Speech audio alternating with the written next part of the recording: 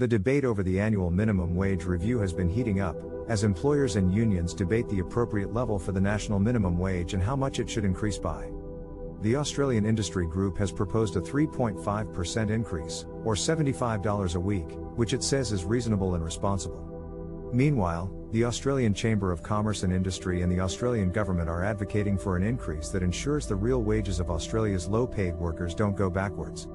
The AIG has warned that an excessive 7% minimum wage rise in line with inflation, as advocated by some unions, could tip Australia into recession.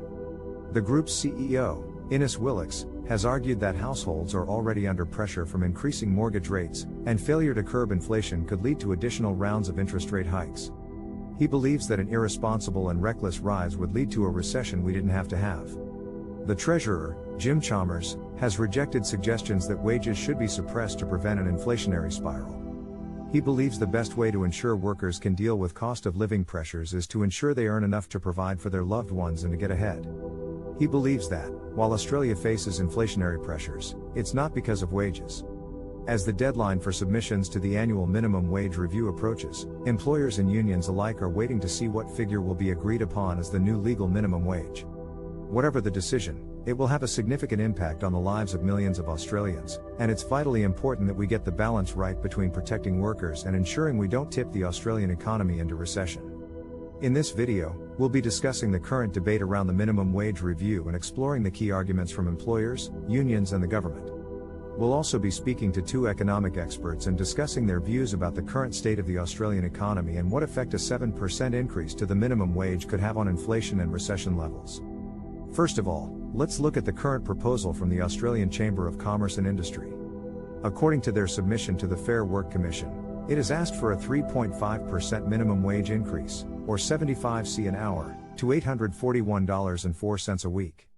The group's CEO, Andrew McKellar, believes that this would be a reasonable and responsible increase given the planned 0.5% rise in the superannuation guarantee from 1 July.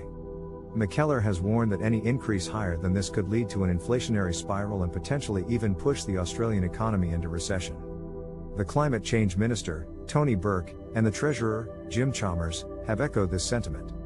The pair have argued that the Fair Work Commission should ensure the real wages of Australia's low-paid workers do not go backwards, but have not put forward any specific figure for what the new minimum wage should be.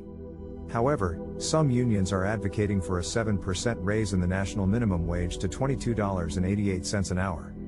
One union representative interviewed spoke of how many of the lowest paid workers in Australia are women, under 30 and employed as casuals, and pointed out that an increase of this amount would provide much-needed security and peace of mind for these people.